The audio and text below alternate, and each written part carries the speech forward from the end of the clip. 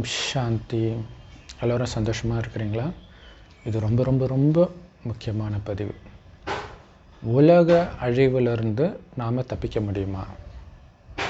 தப்பிக்கணுன்னா என்ன பண்ணுறது அப்படிங்கிறத தான் நாம் பார்க்க போகிறோம். முடியும் ஏன் முடியலன்னு சொல்கிறதுக்கு நாம் எதுக்கு வீடியோ போட போகிறோம்? ஏன்னா நிறைய இடங்களில் இப்படி ஆக போகுது, இங்கே உலகப்போர் நடக்கப்போகுது, அங்கே உலகப்போர் நடக்கப்போகுது, இவங்க இந்த ஆயுதத்தை தயார் பண்ணுறாங்க அப்படிலாம் சொல்கிறாங்க. அதெல்லாம் பண்ணுறாங்க. நம்ம என்ன பண்ணணும் இல்லையா? பயமுறுத்துறதுனால என்ன ஆகிட போகுது? நாம் அதுக்கு என்ன பண்ணணும் அதை சொல்கிறதுக்கு தான் கடவுள் வந்திருக்கிறார். இப்போ உதாரணத்துக்கு ஒரு மனிதன் சண்டை நடக்கிற ஒரு நாட்டில் பிறந்துட்டான். எந்த நேரமும் அங்கே சண்டை, இனத்தை வைத்தோ மொழியை வைத்தோ ஜாதி மதத்தை வைத்தோ ஏதோ ஒன்றத்தை வச்சு சண்டை நடக்குது. இப்போ அவன் அதிலிருந்து தப்பிக்க முடியுமா? கண்டிப்பாக முடியும். அந்த இடத்த விட்டு போயிட்டா முடிஞ்சு போச்சு. சிம்பிளான விஷயம். ஆனால் போவானா? போக விடுவாங்களா? ஏய், நம்ம ஜாதிடா, விடக்கூடாதுடா, நம்ம மதம்டா, நம்ம மொழிடா அப்படின்னு சொல்கிற கூட்டம் அங்கே நிறையா இருக்கும். ஆக்சுவலாக அப்படி இருக்கிறனால தான் சண்டையே வருது. எதுவும் இல்லைன்னா ஏன் சண்டை வரப்போகுது? ஏதாவது ஒன்றத்தை வச்சு ஒரு குரூப் ஃபார்ம் ஆகிடும். அந்த குரூப் இன்னொரு குரூப்போட சண்டை போட்டுன்னு இருக்கும். ஸோ அப்போ அவன் தப்பிக்கலாம், ஈஸியாக தப்பிக்கலாம். ஆனால் இந்த இன உணர்வு, மொழி உணர்வு, ஏதோ ஒன்று தற்காலிகமாக எடுத்து இந்த உடல் எந்த இடத்துல பிறந்திருக்குதோ அதில் சார்ந்ததெல்லாம் தண்ணிதுன்னு நினச்சிக்கிறான். உடலே தன்னுடைய இது கிடையாதுன்றதை மறந்துடுறான். இல்லை, இந்த உடலே தற்காலிகமாக தான் கொடுக்கப்பட்டிருக்குதுன்றதே மறந்துடுறான். ஸோ அதனால் வந்த வினை தான். அப்போ அவனுக்கு தப்பிக்கிறதுக்கான வழி கண்டிப்பாக இருக்குது. ஆனால் அவன் தப்பிக்கிறது கிடையாது. அதே மாதிரி தான் உலக அழிவும். உலக அழிவுலேருந்து தப்பிக்கிறதுக்கு முன்னாடி, அதை பற்றி பார்க்குறதுக்கு முன்னாடி உலக அழிவு ஏன் ஏற்படுது அப்படின்னு பார்க்கணும். ஸோ அதே மாதிரியே இங்கே இல்லையா, மைக்ரோகாசம் புரிஞ்சுக்கிட்டால் மேக்ரோகாசமும் புரிஞ்சுக்கலாம். இங்கே இவன் ஏன் அந்த மாதிரி அப்படிப்பட்ட ஒரு ஊரில் பிறக்கிறான், எந்த நேரமும் இனச்சண்டை, மதச்சண்டை, மொழிச்சண்டை உள்ள ஊரில் ஏன் பிறக்கிறான் அப்படின்னா, அவனுடைய பூர்வ ஜென்ம கணக்கு. அவன் நிறைய பாவம் செய்கிறான், நிறைய பேர் இந்த மொழி உணர்வுனால தோன்றான்னா கண்டிப்பாக அவன் அங்கே தான் போய் பிறப்பான். ஸோ அப்போ தான் அந்த மாதிரி வெவ்வேறு நாட்டில் வெவ்வேறு மொழி உணர்வை தூண்டி விட்டுருப்பாங்க. அவங்க எல்லாம் கும்பலாக சேர்ந்து ஒரு இடத்துல கடவுள் பிறக்க வைப்பார். அடிச்சுக்கோங்கடான்ட்டு. ஏன் மற்றவங்க நிம்மதியை கேட்டுக்கிற, நீ தனியாக போய் அடிச்சுக்கோ அப்படிங்கிற மாதிரி. நம்ம ஊரில் இப்போவும் இருக்குதா தெரியல, பட் அந்த சுதந்திர காலத்துலலாம் அந்தமான் ஜெயில் ரொம்ப ஃபேமஸ்னுவாங்க. ஆளே போக முடியாத இடத்துல அப்படி இருட்டான இடத்துல போட்டுருவாங்க, பைத்தியமே பிடிச்சிடுவாங்க போட்டால் அப்படின்வாங்க. ஸோ மிகப்பெரிய தண்டனையாக மனிதனே யோசிச்சிருக்கிறான். கடவுளும் அப்படி தான் பண்ணுறார். காட்டுவாசிகளாக இருந்து அந்த உணவுக்கு கூட வேட்டையாடி தான் சாப்பிட்ணும் அப்படிங்கிற நிலை இருக்குது. அப்படின்னா அந்த அளவுக்கு அவங்க பாவம் செய்தால்தான் அங்கே பிறவி எடுக்கிறாங்க. அங்கே போகலை, அவங்க பிறவி எடுக்கிறாங்க. ஸோ அந்த மாதிரி தான் ஒரு ஊரே அப்படி இருக்குது அப்படின்னா, அந்த ஊரில் அப்படி நம்ம பிறக்கிறதுக்கு காரணம் நம்மளுடைய முன்ஜென்ம வினை. ஸோ அது நம்ம அங்கே இருக்கிறதுனால தூண்டப்படும். நீங்கள் பாருங்களா, எல்லாருக்கும் அந்த மத உணர்வு, இன உணர்வு அதெல்லாம் ஈஸியாக தூண்டப்படுறதுக்கு காரணம் அதுதான், ஏற்கனவே இருக்கிறது. ஆனால் அதே வெளிநாட்டிலேருந்து பார்க்கும்போது பைத்தியக்காரத்தனமாக தோணும். நமக்குமே வெளிநாட்டில் நடக்கிற இனப்போரோ, மொழி போரோ, மத போரோ பைத்தியக்காரத்தனமாக தோணும். ஆனால் நம்மளே அதில் சிக்கிட்டு இருப்போம், அது நமக்கு தெரியாது. ஸோ அப்போ உலக அழிவு ஏன் வருது அப்படின்னா, ஒட்டுமொத்த உலகத்திலுமே மனிதர்களுடைய நிலை அவ்வளவு மோசமாக ஆகிடுச்சு. எல்லாருக்குள்ளேயும் சுயநலம், காமம், கோபம், பற்று, பேராசை, அகங்காரத்தினால பாவம் மேலே பாவம் செய்கிறாங்க. அப்படிங்கிற சூழ்நிலை வரும்போது, இதுக்கு மேலே இந்த உலகம் தாங்காதுன்ற சூழ்நிலை வரும்போது கடவுள் உலகத்தை அழிக்கிறார். ஸோ இது பைபிளில் பல இடங்களில் இருக்கும். ஆனால் இவங்க பைபிள் நிஜமாக நடந்த கதைன்னு நினச்சிக்கிறாங்க. நிஜமாகலாம் சத்தியமாக நடக்கலை. எந்த வேதமும் நடந்த கதை கிடையாது, நடக்க போகிறதை எச்சரிக்கையாக சொல்கிறது. ஸோ பல இடங்களில் பார்த்திங்கன்னா உலக அழிவு, ஒரு நோவாவின் காலத்தில் உலகமே அழிஞ்ச மாதிரி காட்டப்பட்டிருக்கும். மற்ற இடங்களில் அடிக்கடி ஒவ்வொரு இடமாக அழிஞ்சதாக காட்டப்பட்டிருக்கும். லோத்து காலத்தில் பார்த்திங்கன்னா அந்த ஊர் மட்டும் அழிஞ்சதாக காட்டப்பட்டிருக்கும். ஆனால் இது எல்லாமே உலக அழிவைத்தான் குறிக்குது. ஸோ எல்லாத்துக்குமே காரணமும் ஒரே விஷயம்தான் இல்லையா? அங்கே உலகம் ஃபுல்லாக அநியாயம் நடக்குது. அதுலேயும் பார்த்திங்கன்னா அசுரர்களும் தேவர்களும் கல்யாணம் பண்ணிக்கிறாங்க, அதனால் பொல்லாதவர்களாக ஆகிறாங்கன்னு இருக்கும். ஆதியாகமம் 6வது அதிகாரத்தில்.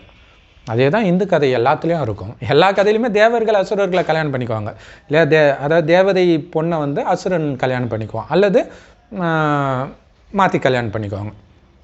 அதே தான் அங்கேயும் இருக்கும். ஸோ அப்போ அதோடைய உண்மையான அர்த்தம் என்ன அப்படின்னா, இந்த பூமி முதல் 2500 வருஷம் சொர்க்கமாகத்தான் கடவுள் படைக்கிறார். அங்கே அனைத்து தெய்வீக குணம் நிரம்பிய அழகான தேவதைகளாகத்தான் நாமளும் பிறக்கிறோம். அவங்களத்தான் இப்போ வரைக்கும் இந்துக்கள் தெய்வம்னு வழிபடுறோம். முதல் 2500 வருஷம் உயிரோடு அவங்க வாழ்ந்தாங்க, நாம தான் அப்படி இருந்தோம். அடுத்த 2500 வருஷம் அசுரர்களாக தேவதைகளாக இருந்த நாமளே அசுரர்களாக மாறுறோம். நமக்குள்ள காமம், கோபம், பற்று, பேராசை, அகங்காரன்ற அசுர குணம் வந்துடுச்சு.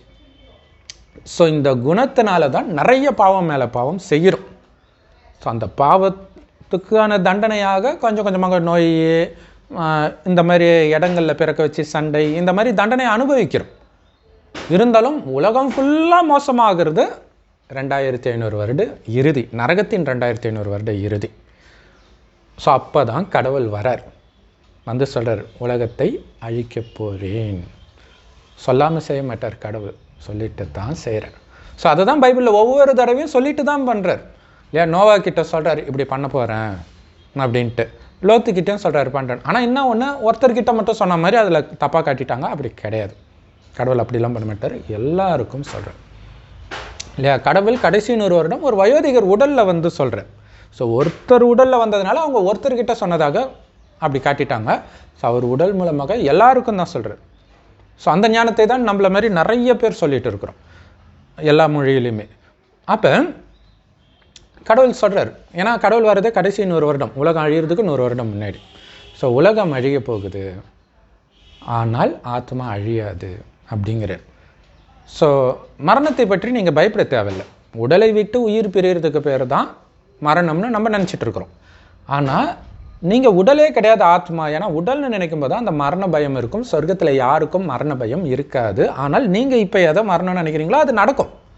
உடலை விட்டு ஆத்மா பிரியும், ஆனால் அங்கே மரண பயம் இருக்காது. ஏன்னா ஆத்மான்ற உணர்வுலே இருக்கனால பயங்கர ஆனந்தமாக இருப்பாங்க.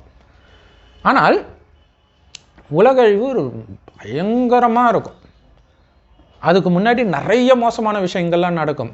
பாலியல் பலாத்காரம், குழந்தைங்களை கொடுமைப்படுத்துறது, எல்லாத்தையும் நம்ம இப்பயே பார்த்துட்டு இருக்கிறோம் இல்லையா? ஸோ எல்லாமே நடக்கும், பயங்கரமாக நடக்கும். இன்னும் போக போக ரொம்ப மோசமாக இருக்கும். அதாவது கோடி ரூபாய் கொடுத்தாலும் ஒரு டம்ளர் தண்ணி கிடைக்காத நிலை வருன்ற. அப்போ எப்படி இருக்கும் யோசிச்சு பாருங்க. ஒரு கை சாதம் கிடைக்காதுன்ற. ஸோ அந்த மாதிரி மோசமான நிலையெல்லாம் வருன்ற. நாளுக்கு நாள் அப்படி ஆகும். இப்போ அந்த மாதிரி நிலையே நான் சந்திக்கக்கூடாதுன்னா அதுவும் உங்களால் தப்பிக்க முடியும். அல்லது அந்த நிலையிலும் எனக்கு ஒன்றும் ஆகிடக்கூடாது அப்படின்னா அதுவும் உங்களால் முடியும். அதைத்தான் இறைவன் சொல்கிறார். அது என்ன பண்ணணும் அப்படின்னா, இப்போ நான் ஃபஸ்ட்டு ஒரு உதாரணம் சொன்னேன். ஒருத்தன் அந்த இடத்துல பிறந்துட்டான், அவன் நினைச்சா அதுலேருந்து தப்பிச்சு போயிடலாம். ஆனால் அவனுக்குள்ளே இருக்கிற அந்த முந்தைய ஜென்மத்து குணத்தை எடுத்துகிட்டு வந்துட்டான். பற்று, இனப்பற்று, விடக்கூடாது, 2ல் 1 பார்த்துடணும். அதுதான் அவனுக்கு தண்டனை வாங்கி கொடுக்குது. அப்போ அதை விட்டுட்டு போயிடலாம் ஈஸியாக இல்லையா? அவனுடைய சொத்து பொருள் எல்லாத்தையும் விற்றுட்டு வேறு ஊருக்கு போயிடலாம். ஆனால் போக மாட்டான். அதனால தான் கொடூரமாக சாகிறான். ஆனால் அதே மாதிரி தான் இப்போ கலியுகத்தின் விஷயங்கள் உங்களுக்கு காமம், கோபம், பற்று, பேராசை, அகங்காரத்தை வர வச்சிடுச்சு. இதையெல்லாம் விட்டீங்கன்னா இறைவன்கிட்ட டக்குன்னு ஆத்மா போயிடும். மீண்டும் இங்கே நீங்கள் ஜென்மம் எடுக்க தேவையில்லை கலியுகத்தில். ஏன்னா கலியுகம் மோசமாக ஆகுது, அதுக்கு முன்னாடியே நீங்கள் தப்பிச்சு போயிடலாம். ஆனால் ஆத்மாவில் பாவம் இருக்கக்கூடாது. ஏன்னா இறைவன் இருக்கக்கூடிய இடம் இதை தான் பரந்தாமம், பரலோகம்னு சொல்லுவோம். இது ரொம்ப பரிசுத்தமான இடம். இங்கே இருப்பவர் தான் சிவபெருமான். அவரை தான் பரமபிதா அல்லான்னு மற்ற மதத்தில் சொல்கிறாங்க. கடவுள் ஒருவரே. அவருடைய இடத்துக்கு நீங்கள் போயிடலாம். அங்கேருந்து தான் நம்ம வரோம். ஸோ அங்கே போயிடலாம். கலியுகம் முடிஞ்சோடனே மீண்டும் இந்த பூமி சொர்க்கம் ஆகிடும். சொர்க்கம் ஆகிற வரைக்கும் அங்கே இருந்துட்டு சொர்க்கமானவனே நம்ம இங்கே வரலாம்.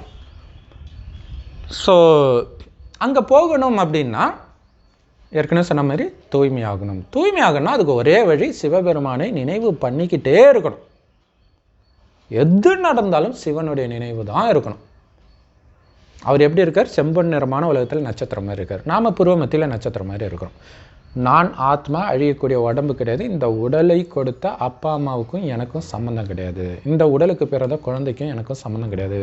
இந்த உடல் பேசுகிற மொழிக்கும் எனக்கும் சம்மந்தம் கிடையாது. இந்த உடல் பிறந்த ஊருக்கும் எனக்கும் சம்மந்தம் கிடையாது அப்படின்னு அனைத்தையும் புத்தியினால் நீக்கிட்டீங்கன்னா சுற்றி என்ன நடந்தாலும் நீங்கள் ஏன் கவலைப்பட போகிறீங்க? ஏன்னா ஒவ்வொரு ஆத்மாவும் அதோடைய பாவத்தை அனுபவிச்சு தான் ஆகணும். உங்களுக்கு அப்பா அம்மாவாக பிறந்ததுனால அவங்க துக்கத்தில் வந்து தப்பிச்சிட முடியாது. உங்களுக்கு குழந்தையாக பிறந்ததுனால தப்பிச்சிட முடியாது. யாரோ ஒரு சகோதரரோ சகோதரியோ கமெண்ட்டில் போட்டிருந்தாங்க, என் கண்ணு முன்னாடி என் குழந்தை இறந்தது, ஆக்சிடெண்ட்டில் இறந்ததை பார்த்தானா என்னால் ஒன்றுமே பண்ண முடியல. யாராலையும் ஒன்றுமே பண்ண முடியாது. அவங்கவுங்க கணக்கு அனுபவிச்சே ஆகணும். ஸோ இதை புரிஞ்சுக்கிட்டிங்கன்னா உங்களுடைய நினைவு இறைவனோடு மட்டும் இணைஞ்சிருக்கும். ஆனால் அதை இறைவன் நினைவில் இருந்து அந்த பயிற்சி செய்ய தான் இந்த நிலையை உங்களால் அடைய முடியும். இப்போ பாருங்கள், சிவபெருமான் இந்த ஞானத்தை கொடுக்கிறார். ஆத்மான்னு உணர்ந்து பரமாத்மா சிவனை செவ்வானத்தில் நட்சத்திரம் மாதிரி நினைவு பண்ணுங்க. ஏன்னா இந்த இடம் செம்பு நிறமாக இருக்கும். ஆத்மா புருவமத்தில் நட்சத்திரம் மாதிரி இருக்குது. இறைவன் செவ்வானத்தில் நட்சத்திரம் மாதிரி இருக்குது. ஸோ நினைக்க நினைக்க காமம், கோபம், பற்று, பேராசை, அகங்காரம் எல்லாம் நம்மளை விட்டு போயிட்டே இருக்குது. ஸோ அப்போ போக போக போயிடுச்சான்னு டெஸ்ட் பண்ணுறதுக்காக நிறைய சூழ்நிலை, காமத்தை தூண்டுற மாதிரி நிறைய நடக்கும், கோபத்தை தூண்டுற மாதிரி துரோகம் அந்த மாதிரி நிறையா நடக்கும், பற்று தோன்ற மாதிரி நிறைய நடக்கும், பேராசை தோன்ற மாதிரி, அகங்காரத்தை தோன்ற மாதிரி எல்லாமே நடக்கும். ஆடாத அசையாத அமைதியாக கல் சிலை மாதிரி இருக்கணும். ஸோ அப்படின்னா என்ன அர்த்தம்? சிவனேன்னு இருந்தேன்னுவாங்களா, அந்த மாதிரி சிவன் நினைவிலே இருக்கும்போது உங்களை சுற்றி அமைதி பரவும். ஏன்னா அமைதி இல்லாதனால தான் காமம் வருது, அமைதி இல்லாதனால தான் கோபம் வருது, அமைதி சக்தி இல்லாதனால. ஸோ நீங்கள் அமைதியாக இருக்கும்போது உங்களை சுற்றி அமைதி பரவும்போது உங்களை காமத்தில் வீழ்த்தணும்னு வர்றவங்க கூட அப்படியே அமைதியாகிடுவாங்க. கோபத்தின் உச்சத்திலிருந்து வரவங்க கூட அப்படியே சாந்தி ஆகிடுவாங்க. ஸோ இதை நாம் பண்ணணும். ஸோ அப்படி நீங்கள் ஆத்மாவில் இருக்கிற பாவத்தெல்லாம் எரிச்சிட்டிங்கன்னா உங்களுக்கு ஒரு துரோகம் நடக்குது. உங்களுடைய நெருங்கிய நண்பன் ஏதோ ஒரு பெரிய துரோகம் பண்ணிட்டான், சொத்தை ஏமாற்றிட்டான், ஏதோ ஒன்று கொடுத்துட்டு நீங்கள் பட்டு போயிடுவீங்க அமைதியாக. ஏன்னா ஆல்ரெடி அது இது இல்லைன்னு நீங்கள் நினச்சிட்டு இருப்பீங்க. ஸோ அதனால் சப்போஸ் இப்படியெல்லாம் உங்கள் மனசை மாற்றலை அப்படின்னா என்ன ஆகும்? நீயா நானுன்ட்டு வெட்டு குத்துன்னு போவீங்க, அல்லது போலீஸ் கேஸு அப்படின்ட்டு போயிட்டு இருப்பீங்க. மொத்தத்தில் உங்கள் நிம்மதி போகும். இன்னும் பாவம் தான் சேரும். ஏன்னா ஏற்கனவே நீங்கள் செய்த பாவத்தினால தான் இப்படி நடக்குது. உங்களை தேடி வந்தது காரணம் பல ஜென்மமாக நீங்கள் செய்தது.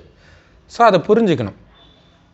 ஸோ அதே மாதிரி தான் அந்த ஒரு ஊரையே விட்டுட்டு போகிறது பார்த்திங்கன்னா உங்களுக்குள்ளே அந்த பற்று இருக்கும். அதை தூண்டுற மாதிரி சூழ்நிலையில் மாட்டியிருக்கிறீங்க. அப்போ இந்த மாதிரி ஞானம் உங்களுக்கு கிடைக்குது அப்படின்னா அதை ஸ்ட்ரிக்டாக நீங்கள் ஃபாலோ பண்ணி உங்கள் மனதை அமைதிப்படுத்திட்டிங்கன்னா அந்த இடத்த விட்டு போயிட்டீங்கன்னா தப்பிச்சிட்டிங்க இல்லையா? ஸோ அதேமாதிரி இப்போ உலகத்தை விட்டே போகணும் அப்படின்னா இந்த உலகத்தில் 2500 வருடம் சொர்க்கத்தில் பற்றெல்லாம் இருக்காது, ஆனால் ஆனந்தமாக இருப்போம். நீங்கள் எது நினச்சாலும் நடக்கும், அவ்வளோ அழகாக இருப்பாங்க, சிங்கமும் பசுவும் ஒன்றா தண்ணி குடிக்கும், அது பேரே சொர்க்கம். வெறும் ஆனந்தம் தான். அது வெளியில் இருக்கிற ஆனந்தத்தை விட உள்ளிருந்தே வரும். ஏன்னா ஆத்மாவுடைய உண்மையான குணமே பேரானந்த பரவச நிலை. ஸோ அதை தான் அடைய சொல்கிறார். அதுக்கு வெளி உலகத்து விஷயத்தை நீங்கள் பார்க்காம கேட்காம இருக்கும்போது தான் ஆத்மான்ற உணர்வு ஆக்டிவ் ஆகி அந்த ஆனந்த நிலை அடைவீங்க. அதை தான் 3வது கண் திறக்கிறதுன்னு சொல்கிறது. அது சிவபெருமான் நினைவிலே இருக்கணும், சிவபெருமான் கொடுக்குற ஞானத்தை கேட்டுக்கிட்டே இருக்கணும், அதை பற்றி மட்டும் சிந்தனை பண்ணிக்கிட்டே இருக்கணும். இயல்பாகவே பக்கத்து வீட்டில் என்ன நினச்சி, சொந்தக்காரங்கக்கிட்ட என்ன நினச்சி, அரசியல் என்ன நினச்சி நம்ம மைண்டில் ஓடிக்கிட்டே இருக்குது பாருங்கள், இயற்கையாகவே. அந்த மாதிரி இறைவன் கொடுத்த ஞானம் இயல்பாகவே ஓடணும். அதுக்கு வெளி உலக விஷயம் ஃபுல்லாக கட் பண்ணும்பொழுது தான் இறைவனுடைய ஞானம் உங்களுக்குள்ளே ஓடிக்கிட்டே இருக்கும். ஸோ அந்த இறைவன் ஞானத்தை முரளின்னு சொல்லுவோம். எல்லா ராஜயோக தியான நிலையத்திலும் முற்றிலும் இலவசமாக போதிக்கப்படுது. நம்மளும் யூடியூப்பில் பிகே சனகுமார் தமிழ் முரளி நீங்கள் சர்ச் பண்ணிங்கன்னா வரும். நிறைய சகோதர சகோதரிகள் போடுறாங்க, அதையும் நீங்கள் பாருங்கள். இப்போ சொர்க்கத்தில் இருக்கிறவங்க தேவதைகள், ஸ்ரீகிருஷ்ணர், ஸ்ரீராமர், இந்த மாதிரி தேவதை இருப்பாங்க. அதில் நம்பர் 1 வந்து ஸ்ரீ நாராயணன். அப்போ இந்த நரகத்தில் காமம், கோபம், பற்று, பேராசை, அகங்காரத்துக்கு நம்ம அடிமையாகிறோம் இல்லையா? இந்த 5 விகாரத்தை ராவணன் அப்படின்னு சொல்கிறோம். ஏன்னா இந்த 5 விகாரம் ஆணிடமும் இதே 5 விகாரம் பெண்ணிடம் உள்ள இணைந்த ரூபம் தான் 10 தலை ராவணன். அதுதான் சாத்தான், மாயா அப்படின்னு வெவ்வேறு மதத்தில் சொல்கிறாங்க, சைத்தான் அப்படின்லாம். அவனுடைய ராஜ்யம் தான் நடக்குது 2500 வருஷம். அதாவது நாம் அதுக்கு அடிமையாயிட்டோம். நமக்குள்ளே இருக்கிற அந்த வக்கர புத்தி தான். இதை நாம் வெற்றி கொள்வதற்கு தான் இறைவன் இந்த ஞானத்தை கொடுக்கிறார். இறைவனை நினச்சிக்கிட்டே இருக்கணும், இறைவன் கொடுக்குற ஞானத்தை அசை போட்டுக்கிட்டே இருக்கணும். வெளியில் உள்ள விஷயங்கள் எல்லாம் காமம், கோபம், பற்று, பேராசை, அகங்காரத்தை தூண்ட தான் செய்யும். அதனால தான் அதை கேட்காதீங்க, பார்க்காதீங்க, நினைக்காதீங்கன்றார். ஸோ இது ராவண ராஜ்யம்ன்றதுனால இதுக்கு ஆப்போசிட்டாக இதை ராமராஜ்யம். ஏன்னா ராமாயணத்தில் ராவணனுக்கு எதிரே ராமர்ன்றதுனால அப்படி காட்டியிருக்கிறாங்களே தவிர அங்கே ராமரும் இருப்பார், ஆனால் சிவபெருமான் உருவாக்குறார் அந்த ராஜ்யத்தை. ஆனால் சிவன் சொர்க்கத்துக்கு வரமாட்டார். சொர்க்கத்துக்கு போகிறதுக்கான வழியை சிவன் சொல்கிறார். ஆத்மாவை தூய்மையாக்கிட்டிங்கன்னா போயிடுவீங்க, ஏன்னா அடுத்தது வரப்போகிறது சொர்க்கம், அங்கே அனைத்தும் நிரம்பி இருக்கும்னு சொல்கிறார். ஸோ சொர்க்கத்தை உருவாக்கி சொர்க்கத்திற்கான வழியையும் சொல்லிட்டு சிவபெருமான் சொர்க்கத்துக்கு எட்டி கூட பார்க்கல. அதனால தான் அன்பே சிவம் அப்படின்னு சொல்கிறோம். ஸோ இதை தான் இதில் பார்த்தீங்கன்னா ஸ்ரீராமர் ராவனை வெற்றி கொண்டு, ராமாயணத்தில் ராவணனை வெற்றி கொண்ட பிறகும் இலங்கைக்குள்ளே ராமருக்கு காலடி எடுத்து வைக்க மாட்டார். ஏன்னா அங்கே அது நடந்த கதை கிடையாது. நான் ஏற்கனவே சொன்ன மாதிரி அங்கே போயிட்டு அங்கே இருக்கிற அழகில் ராமரே மயங்கிடுவார். அவ்வளவு சொர்க்கம், தங்க சொர்ண லங்கா அப்படின்னு சொல்லுவாங்க, அதாவது தங்கம் நிரம்பி இருக்கும் அப்படின்ட்டு. ஸோ உண்மையிலே அது அந்த இலங்கையை குறிக்கிறது கிடையாது. ஸ்ரீலங்கன்னு சொல்கிறோமே தமிழ்நாட்டுக்கு பக்கத்தில், அந்த இலங்கையை குறிக்கிறது கிடையாது. ஒட்டுமொத்த உலகமும் மேலேருந்து பார்த்திங்கன்னா ஒரு தீவு மாதிரி தான் இருக்கும். சொர்க்கத்தில் அது அப்படி இருந்துச்சு, இப்போ நரகத்தில் எதுவும் இல்லாமல் இருக்குது. அதை சொர்க்கமாக்கி சிவபெருமான் சொர்க்கத்திற்கு வர்றது கிடையாது. இப்போ ராமராஜ்யத்துக்கு நாம் போகணும். ஆத்மாக்கள் எல்லாருமே சீதை தான். அந்த ஆத்மாவை தான் ராவணன் கடத்திட்டான், புரியுதுங்களா? அந்த ஆத்ம சீதையை மீட்கிறதுக்கு சிவபெருமான் வரார், பூமிக்கு வரார், வந்து இந்த ஞானத்தை கொடுக்கிறார். ஆனால் இது வரைக்கும் நம்ம எங்கே இருந்தோம்? ராவணன் பிடியில் இருந்தோம். ஸோ அதுதான் ராவண ராஜ்யத்தில் அவங்க இருக்கிறாங்க. ராமராஜ்யத்திலேருந்து பிரிஞ்சு வந்துட்டாங்க. இந்த ராமராஜ்யம் சொர்க்கத்திலேருந்து நம்ம நரகத்துக்கு, ராவண ராஜ்யத்துக்கு வந்துட்டோம். ஸோ இப்போ இங்கேருந்து இறைவன் அங்கே சொர்க்கத்துக்கு அனுப்புகிறார். ஆனால் போயிட முடியுமா? தூய்மையானால் தான் போக முடியும். எப்படி தூய்மையாக முடியும்? தூய்மையாகிறதுக்கு சிவபெருமானை நினைக்கணும். அந்த நினைவு தான் தீ, நெருப்பு, யோக அக்னி அப்படின்னு சொல்கிறது.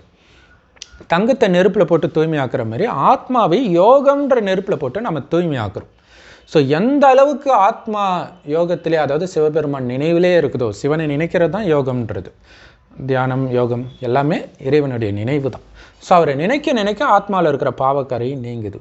மற்ற வெளி உலக விஷயங்கள் மறந்து முழுக்க முழுக்க சிவன் நினைவும், போக போகிற சொர்க்கத்தின் நினைவும், சொர்க்கத்தில் நாம் இருந்த அந்த தெய்வீக குணங்களும் வெளிப்பட ஆரம்பிக்கும். ஸோ அப்படி நாம் ஆன பிறகு சொர்க்கத்துக்குள்ளே நாம் பிரவேசிக்க முடியும். அப்படிங்கிறது தான் ராவணன் கிட்ட இருந்து சீதை மீட்கப்பட்ட பிறகு அக்னி பரீட்சை வச்சு எடுக்கிறார் ராமர். ஆனால் அது நடக்காத கதையினால என்ன பண்ணாங்க, ஊர் மக்களுக்கு நிரூபிக்கிறதுக்காக அப்படி இப்படின்ட்டாங்க. ஸோ அப்போ ராவணன்கிட்ட இருந்து வந்தது அந்த குணம் நமக்கு இருக்குது இல்லையா? ஸோ அந்த குணத்தை எல்லாம் நீக்கணும். இறைவனுடைய நினைவு, இறைவனுடைய ஞானம் இந்த அக்னியிலேயே ஊறப்போட ஆத்ம தூய்மையாகும். தூய்மை ஆன பிறகு பார்த்தீங்கன்னா அப்படி நம்மளை யோக அக்னியில் எரித்து, அதாவது ஆத்மாவில் இருக்கிற அழுக்கை எரிக்கிறது தான் உண்மையிலே சீதை அக்னியில் பிரவேசமாகிறது. ஸோ இதுதான் கடைசி 100 வருடம் நடக்குது. இதுதான் ஆத்மாக்களை கடவுள் காப்பாற்றுறது. இதைத்தான் பைபிளில் நோவாவின் பேழை இல்லையா, அங்கே நிறைய அநியாயம் நடக்கும்போது நோவா கிட்ட சொல்லி ஒரு பெட்டியை உருவாக்க சொல்கிறேன். அதில் அவருடைய குடும்பத்தை சார்ந்தவர்களை மட்டும், நோவாவுடைய குடும்பத்தை சார்ந்தவர்களை மட்டும், கடவுள் ஒரே ஒரு குடும்பத்தையே பாதுகாப்பார், யோசிச்சு பாருங்கள். அடுத்தது மற்ற விலங்கினங்கள், ஜீவராசிகள் எல்லாத்துலேயும் ஒரு ஜோடி சேர்க்க சொல்கிறார். ஸோ இதெல்லாம் முதல்ல சாத்தியமா அப்படின்னு யோசிச்சு பாருங்கள். ஸோ இது உண்மையில் எதை குறிக்குது அப்படின்னா, சிவபெருமான் ஒரு வயோதிகர் உடல் இந்த ஞானத்தை கொடுக்கிறார். அவருக்கு இறைவன் பிரம்மான்னு பேர் வைக்கிறார். ஸோ அந்த பிரம்மாவாய் வழியாக இந்த ஞானத்தை கேட்குற அத்தனை பேரும் பிராமணர்கள். கலியுக ஜாதிக்கும் இதுக்கும் சம்மந்தம் கிடையாது. இதுதான் உண்மையான பிராமணர்கள். உயர்ந்த பிராமணர்கள் சொல்கிறது நம்மளை தான் சொல்கிறாங்க. ஸோ இந்த பிராமண குலம் இல்லையா, பிரம்மாவுடைய மானசீக புதல்வர்கள் நாம். அப்போ ஸோ இது கர்ப்பத்தின் மூலமாக ஜென்மம் எடுக்கிறது கிடையாது. அப்போ இது எல்லாமே ஒரே குடும்பமாக இருக்குது. அப்போ இந்த குடும்பத்தை தான் கடவுள் காப்பாற்றுறார். அதாவது இந்த ஞானத்தை எடுக்கிற அத்தனை பேரும் எல்லாருக்கும் இந்த ஞானத்தை கொடுக்குறோம். ஆனால் எடுக்கவே மாட்டேன்னா நம்ம என்ன பண்ண முடியும்?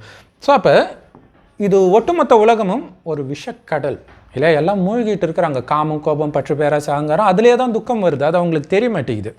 ஸோ அதிலிருந்து சூக்ஷ்மமாக ஒரு படகு அல்லது ஒரு பெட்டி, நோவாவின் பேழை. ஸோ அதுக்குள்ளே வாங்க இந்த படகின் படகோட்டி கடவுள் சிவபெருமானே. ஸோ அவர் அழைச்சிட்டு போகிறார், சொர்க்கத்துக்கு அழைச்சிட்டு போகிறார். இது எல்லாமே சூக்ஷ்மமாக நடக்குது. ஸோ இறைவனுடைய ஞானத்தை பிடிச்சி அவர் கையை பிடிச்சிட்டிங்கன்னா அந்த படகுல ஏறிட்டீங்க அப்படின்னு அர்த்தம்.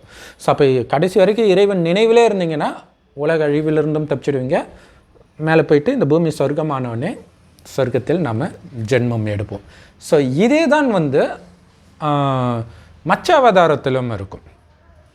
மச்ச அவதாரத்தில் பார்த்தீங்கன்னா மச்ச அவதாரமே ஆக்சுவலாக எல்லா அவதாரமுமே மகாவிஷ்ணுவோடைய எல்லா அவதாரமே பிரம்மாவுடைய இரவில் தான் ஏற்பட்டிருக்கும். ஸோ சொர்க்கத்தை பகல்னும் நரகத்தை இரவுன்னும் சொல்கிறோம். எல்லைக்கு அப்பாற்பட்ட பகல் இரவு. சுகம் நிறைஞ்சதுனால இது பகல், துக்கம் நிறைஞ்சதுனால இது பேர் இரவு. ஸோ பிரம்மாவுடைய பகல், பிரம்மாவுடைய, ஏன்னா இந்த பிரம்மா தான் சொர்க்கத்தில் ஸ்ரீ கிருஷ்ணராக மாறுறார். ஸோ அப்போ சொர்க்கத்தின் சுகத்தை அவர் அனுபவிக்கிறார், நரகத்தில் வந்தோடனே துக்கத்தையும் அனுபவிக்கிறார். அப்போ கிருஷ்ணராக இருப்பவரே நரகத்தில் வரும்பொழுது கீழான நிலையை அடையிறதுனால மீனாக மச்சமாக அப்படின்னு அர்த்தம், விலங்கு மாதிரி குணம் வந்து மோசமாகுதுன்னு அர்த்தம். மற்றபடி நம்ம விலங்காகலாம் பிறக்கிறதுல எப்போவுமே மனிதர்களாக தான் பிறப்போம். சொர்க்கத்தில் தெய்வீக குணம் இருக்கனால தேவதைன்றோம், நரகத்தில் இல்லாதனால மனிதர்கள் அல்லது அசுரர்கள்னு சொல்கிறோம். சரி, அப்போ இந்த ஞானம் கிடைத்தவுடன் என்ன ஆகுது? அப்போ என்ன காட்டுறாங்கன்னா அந்த மச்சம், அதாவது அந்த மீன் பெருசாக இருக்கும். ஸோ அது வந்து அந்த படகை வாசுகி பாம்பை வச்சு, பாம்பை கயிறாக கட்டி ஒரு படகுல கட்டி இழுத்துட்டு போகும். ஸோ அதில் சத்தியவரதன், அவருடைய மனைவி மற்றும் சிலரை ஏற்றிட்டு வருவாங்க. ஏற்றிட்டு வந்து புது பிரபஞ்சத்துக்கு எடுத்தாந்து விடுவார். ஏன்னா அங்கே வந்து உலக அழிவு நடக்கும். இது எப்போ நடக்கும்னா பிரளய காலத்தில்.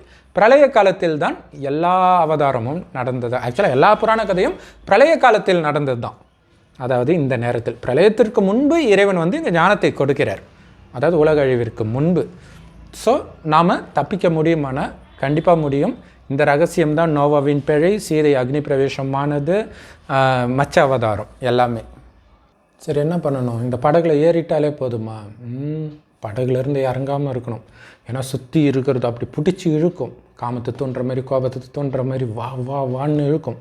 அப்போ நம்ம புரிஞ்சுக்கணும், இது விஷக்கடல், நம்ம படகுல போயிட்டு இருக்கிறோம், இறங்குனா முடிஞ்சு போச்சு. அதுவும் நீங்கள் அந்த உலக அழிவு கிட்ட நெருங்க மாயையுடைய புயல் அதிகமாக இருக்கும். ஸோ எச்சரிக்கையாக இருக்கணும், இல்லைன்னா விழுந்துருவீங்க. உண்மையிலே பைபிளில் இயேசு கிறிஸ்து வந்து அந்த அவருடைய சீடரை வந்து படகுலேருந்து வா, கடல் மேலே நடந்து வா அப்படின்னு சொல்கிறது இந்த விஷக்கடல் மேலே தான். இந்த விஷக்கடலில் அவன் விழுந்துட்டான் அப்படிங்கிறது தான். அதுவே நிறைய வந்து சிவபெருமான் வந்து கடலில் மூழ்கின பக்தனை வந்து காப்பாற்றுற மாதிரி சில படங்கள் இருக்கும். அதோடைய அர்த்தமும் இதே தான். ஸோ அதுக்கு என்ன பண்ணணும்னா, சுற்றி இருக்கிற எத்தையுமே பார்க்கக்கூடாது. நெருப்பு மேலே நடக்கிற மாதிரி, நெருப்பில் நடக்கிறவங்க அப்படியே ஜாலியாக நடப்பாங்க, கடன்னு போவாங்க இல்லையா? ஸோ அப்படி போகணும். கலியுகத்தில் மேலே நமக்கு அப்படி ஒரு வெறுப்பு இருக்கணும். போக போகிற அந்த சொர்க்கம் மட்டுமே நமக்கு நினைவு இருக்கணும். அந்த சொர்க்கத்துக்கு சீக்கிரமாக போகணும், அது மட்டுமே நம்மளுடைய சிந்தனையில் இருக்கணும். ஸோ அப்படி இருந்தால் நரகத்தில் மாட்டிக்க மாட்டீங்க. இங்கே இருக்கிற அற்பகால சந்தோஷத்தில் மயங்கினீங்க, மாட்டிக்குவோம். ஸோ அப்போ புரிஞ்சுக்கணும், கடைசி நேரத்தில் என்னென்னலாம் ஆகும், அப்படி நம்ம பிறந்துட்டா நம்ம நிலைமை என்ன ஆகும், இல்லையா மீண்டும் இதே இடத்துல பிறந்தா என்ன ஆகும், அந்த நேரம் எப்படி இருக்கும்ன்றதுக்கு இயேசு கிறிஸ்துவ கேட்குறாங்க. கடைசி நேரம் எப்படி இருக்கும்? கர்ப்பிணி பெண்களுக்கு ஐயோ, பாலூட்டும் தாய்மார்களுக்கு ஐயோன்றார். ஸோ என்னன்னு சொல்லலை, ஆனால் என்னென்னலாம் இருக்கிறதுக்கு வாய்ப்பு இருக்குதுன்னு யோசிச்சு பாருங்கள், இல்லையா? நம்ம கற்பனை கேட்டாத நிறைய நடக்கும். கடவுள் வந்து சொல்கிறார், அதை பற்றி கேட்காதீங்க, அவ்வளோ மோசமாக இருக்கும் கடைசி நேரம் அப்படிங்கிறார். இப்போவே பயங்கரமாக இருக்குது. ஸோ குடும்பத்தில் உள்ள எல்லாருக்கும் அவங்கவுங்களுக்கான கடமையை செய்யுங்க, ஆனால் பலனை எதிர்பார்க்காதீங்க, பற்று வைக்காதீங்க, மாட்டிக்குவீங்க. அதுலேயும் யார் மேலே அதிக அன்பு வச்சுருக்கிறீங்களோ அவங்க மூலமாக தான் உங்களுக்கு பெரிய டெஸ்ட் பேப்பர் வரும். ஸோ அதனால் பற்றை விடுங்க, சிவனை மட்டும் பிடிங்க. ஓம் சாந்தி. தேங்க்ஸ் ஃபார் வாட்சிங். இந்த வீடியோ பிடிச்சிருந்துச்சுன்னா லைக் பண்ணுங்கள், கமெண்ட் பண்ணுங்கள், ஷேர் பண்ணுங்கள், சப்ஸ்கிரைப் பண்ணுங்கள்.